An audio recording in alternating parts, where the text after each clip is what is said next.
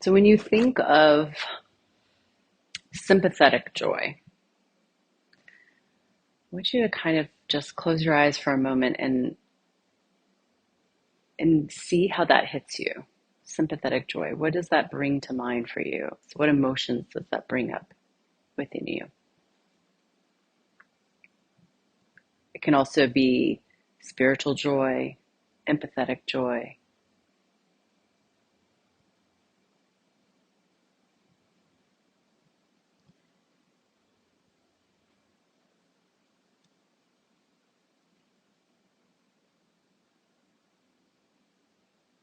Sympathetic joy is really our innate capacity for the heart to take pleasure and wonderment in the joy and happiness of others. And that's by Jack Kornfield. Y'all can open your eyes when you're ready. The joy that I'm speaking of with sympathetic joy is the joy that we derive in others' joy. So I'm not in this case talking about our own joy, what brings us joy individually, but more our ability to find joy in the joy of others. It's a state that is really outside of ourselves in many ways. We're moving beyond our own ego, beyond our own experience, beyond our own identities and ideas of who we are and who other people should be. And we'll find when we reach that state, often it's spontaneous, though it can be cultivated, right? Just like any positive feelings. But we'll often notice that we kind of disappear. The sense of our disconnection and our barriers kind of melts away, kind of dissolves. And on the way here, I was driving and there was a kid swinging on a swing in the front yard attached to the tree, just like one of these tree swings. And it just made me smile. Like, that kid's having a great time. Awake on a Saturday morning. It's fabulous. And it reminds me of those moments in my own childhood, right? But it also brings up these sort of feelings of warmth. And you can't help but smile when you're enjoying somebody else's joy and happiness. It's a state where we're not coming from a sense of our own lack. We're not coming from a sense of scarcity. It's a real, genuine sort of appreciation, not just because we understand how that feels. I know how fun that felt for that kid swinging on that swing. But also, it's just an experience that sort of comes up within us because that sense of joy, that empathy, is innate to us. Often it's covered up by so many other things, by bad experiences, by hurt that people have done to us, by our own sense of expectation, our own interpretations of events. But it's always there, underneath everything else, underneath all the layers and layers of things that have covered it. It's always there. And it's very powerful, actually, even though maybe we feel sort of cut off from it from time to time. But when we have that spontaneous upwelling, we're reminded, oh, that feeling is there. We could be having a really bad day and we're very caught in our minds and caught in our own experiences. And then we see, the puppy running through the field. Who doesn't smile at that? Even a cat lover will smile at that. And it brings us back to our feeling of interconnection with each other. It brings us back to that tapping into these deep feelings of love, right, that we have within us.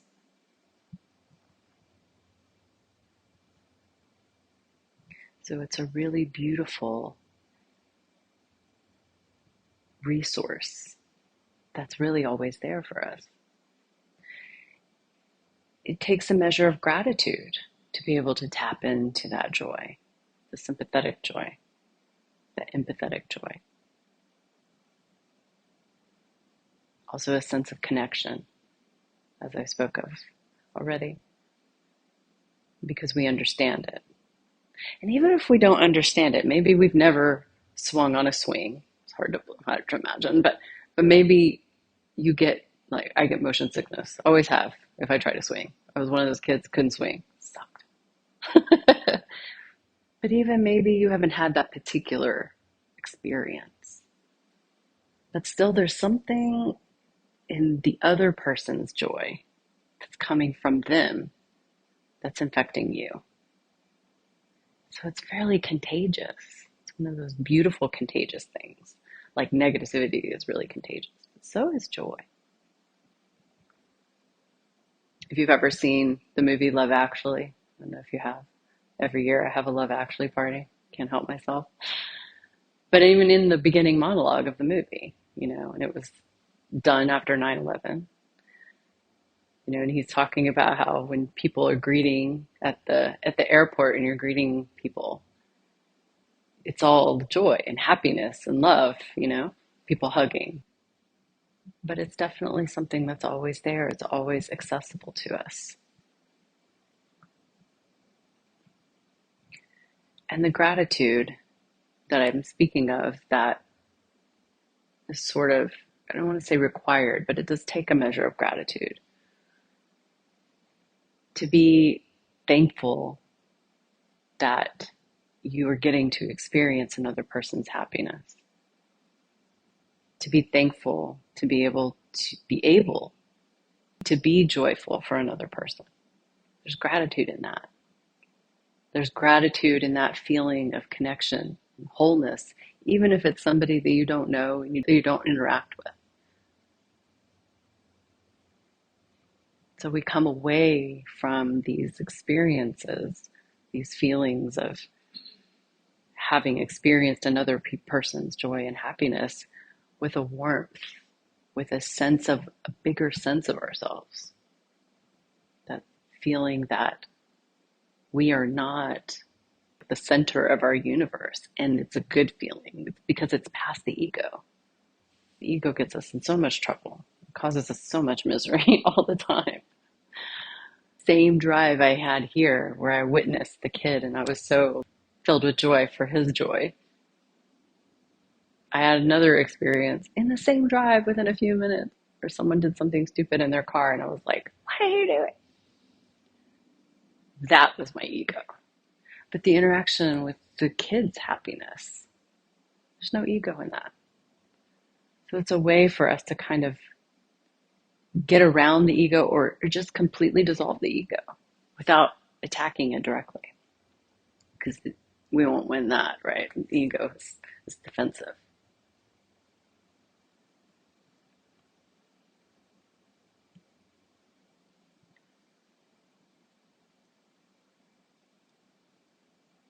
So gratitude in that experience, an opening, a widening of ourselves.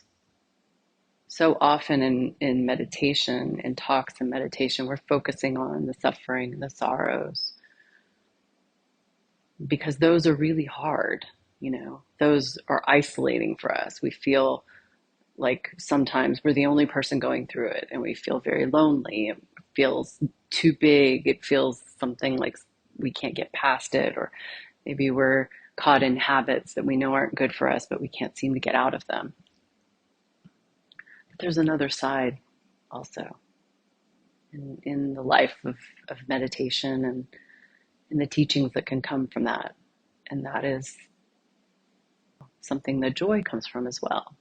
Joy, loving kindness, equanimity, all of these, what they call the four jewels. And I left one out. I only said three. Sorry. So it's not all sorrow. The first noble truth is there is suffering. Yes, there is suffering. There's a way out of it. There are ways for us to refocus the mind, to retrain our mind, to include other things, to cultivate other experiences, so that We can deal with the suffering, but also choose to not dwell in it. Right? And we have each other for that. When we are too small for our own self, when we're so caught up in our own experience and we're feeling very isolated and alone, we have other people. We can even just go for a walk and observe around us the joy around us. Where is the joy in this moment? I'm planning to talk next week about our own individual joy. But in seeking the joy outside of us, intentionally going out into the world and noticing where we see joy in other people, however fleeting, however small it may seem. We're not going to be making music videos and commercials about another person's joy, usually. It's not what sells. But in that way, we're cultivating that. We're changing what we focus on. Because the suffering and the joy is two sides of the same coin. They're both true in our experience. Yes, we have suffering, but yes, we have joy. Sometimes we can be so married to our suffering that we can't allow ourselves to feel joy. Or we become cynical toward other people's joy. Ooh, cynicism. That's a killer. We live in such a cynical society. It's almost like, it's just standard. It's like the foundation. Being a member of Gen X, I can tell you, we started it all. I'm sorry if you're not Gen X. We are the generation of apathy and cynicism. But we have to begin to recognize our own cynicism. We have to begin to understand that it's a protection, and it really distances ourselves from that interconnection, the ability to appreciate other people's joy, which innately brings us joy. And we can all do it because it's part of our being. It's part of who we are that we're born with.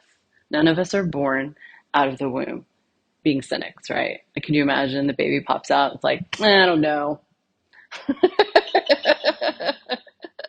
I'm skeptical about this little life you've given me. No, none of us are born in that mental state. We learn it. We learn all of those things that keep us separate. We learn how to keep ourselves away from other people, normally because we've been hurt in some way. But bringing us back to being able to walk down the street and see the mom and the baby giggling together, seeing the dog running after the ball, whatever it is, the birds playing in the sky together. I don't know what they're doing, but it looks playful. They might be trying to kill each other. I don't know, but it looks playful, so it makes me happy. The joy in every little bitty thing around us can really open our worlds, open our perspectives, loosen that grip of seeming hopelessness, or, that everything is so permanently stuck the way it is. So it's all a kind of gift we give ourselves. It opens us up to other people, to dissolve that cynicism. So let's go ahead and have a sit. I invite you to come into a comfortable seated posture. You're welcome to close your eyes or have them slightly open with a soft gaze a couple of feet in front of you.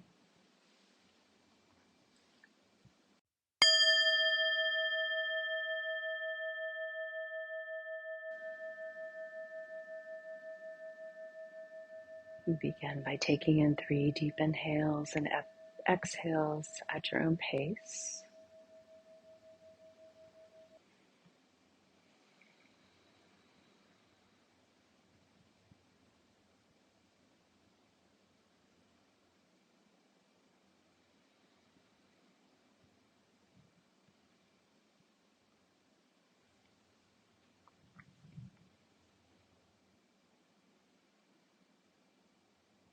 allowing the body to be alert but at ease, feeling the support of your spine and your muscles without tensing or straining too much.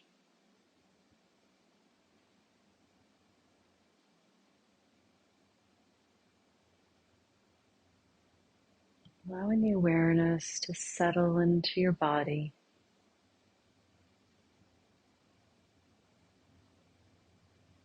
being fully present in this moment, in this body.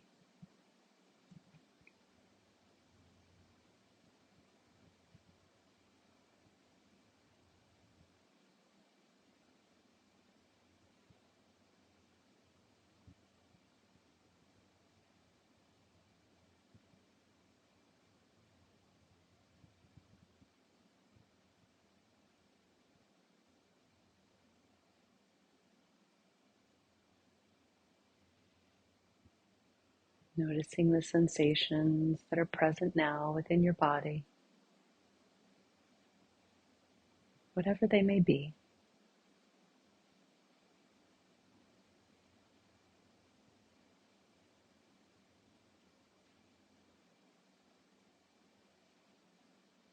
Noticing if you're holding any extra tension in the muscles anywhere.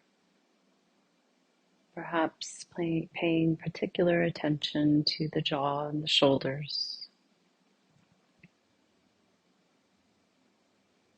And if you notice you're holding extra tension in these areas, angling your head down a little bit more can help to release them.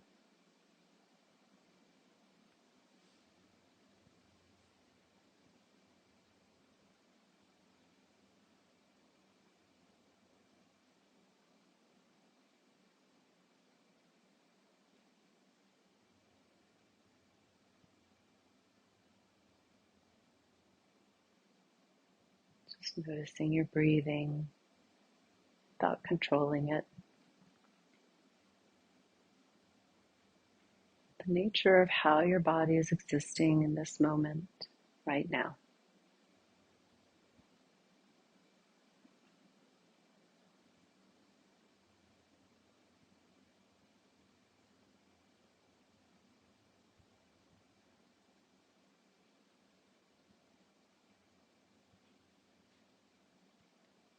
And if you notice from time to time that something takes you away from your body, perhaps thoughts or sounds, just acknowledge that it's arisen, knowing that your brain is doing what your brain is meant to do, and gently guide your awareness back into the body without force or judgment.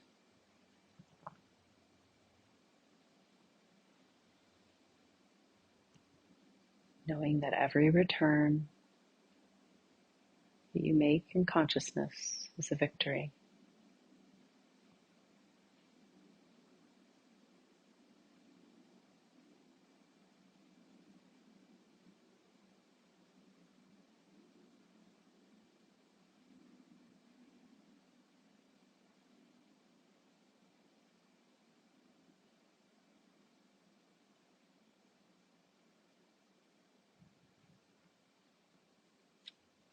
Thomas Merton said, "The saints are what they are, not because of their holiness, but because the gift of sainthood makes it possible for them to admire everyone else."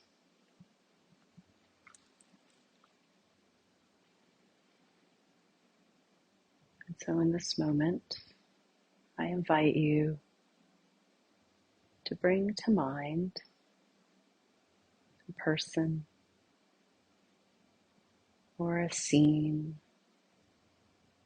or a story that you recall at some point in your life. It can be recent or not so recent, that has brought you joy just in the witnessing of another's joy. Just bring that to mind and allow those feelings of sympathetic joy to arise within you.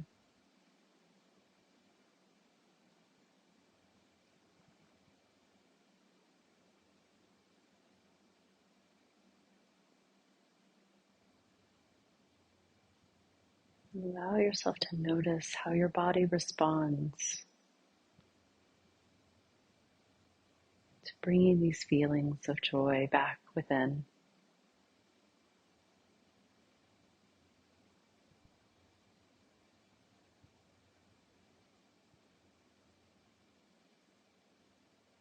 Notice if it warms your body, if it loosens it, if a smile spontaneously appears on your face. You feel a lightness. Whatever you feel, just allow it to be present, touching back into the visualization from time to time as needed.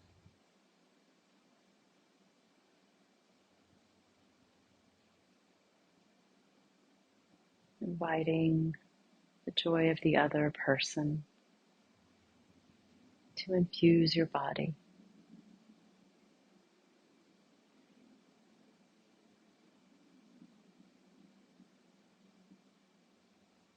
Notice also if you're feeling any resistance to it. And if so, just notice it without judgment.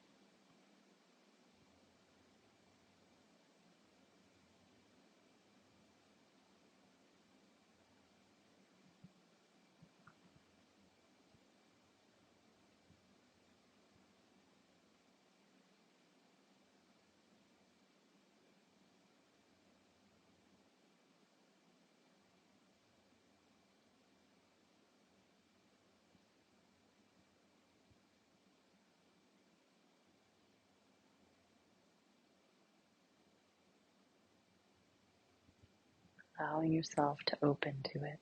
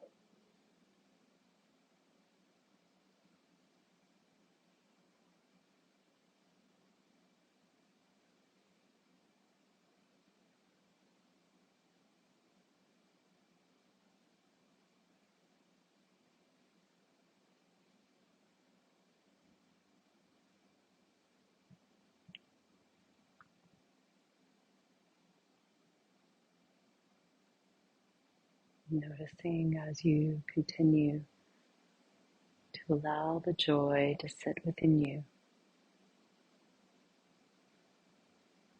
where in the body it sits.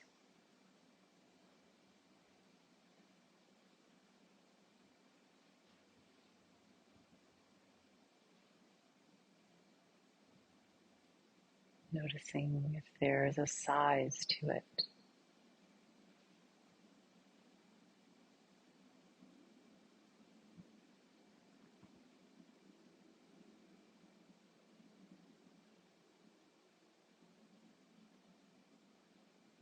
And the deeper you sit, if any sense of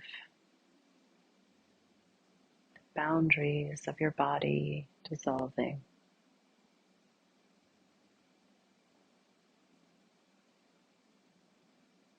the sense of spaciousness begins to also appear.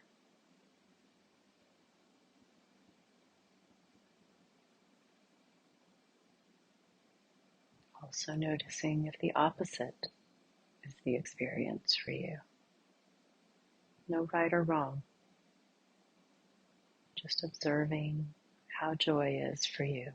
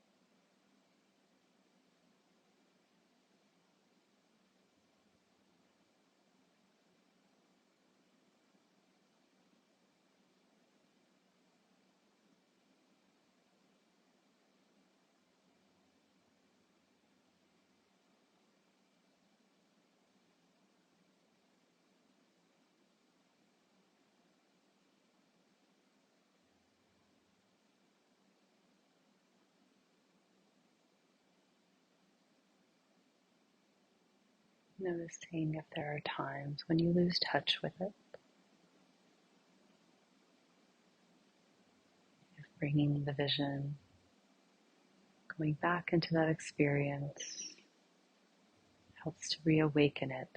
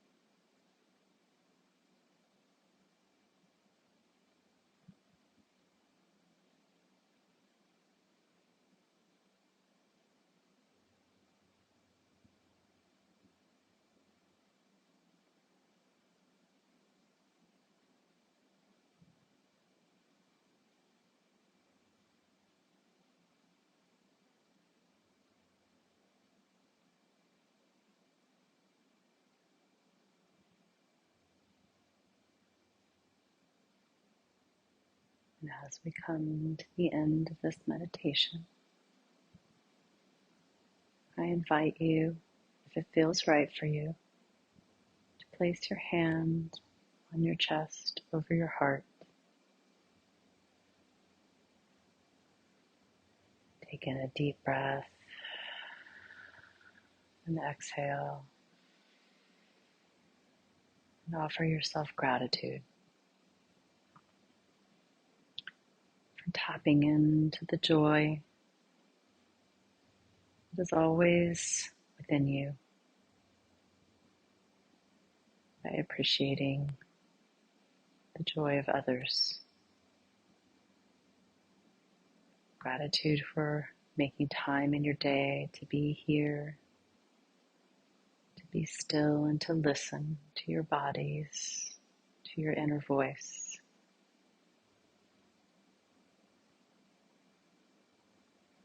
And gratitude for however this experience was for you today, for allowing that to be.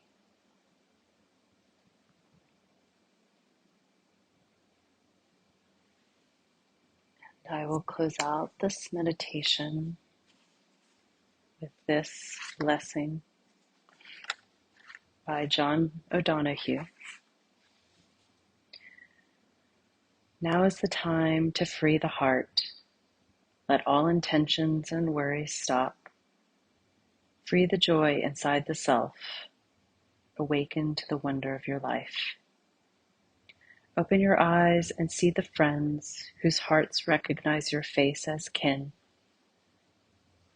Those whose kindness, watchful and near, encourages you to live everything here.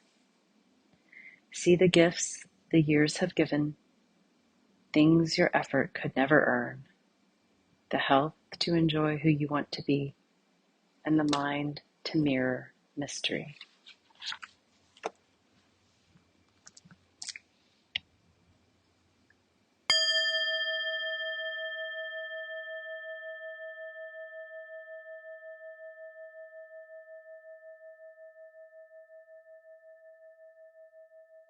And when you're ready, you're welcome to open your eyes and come back into the room.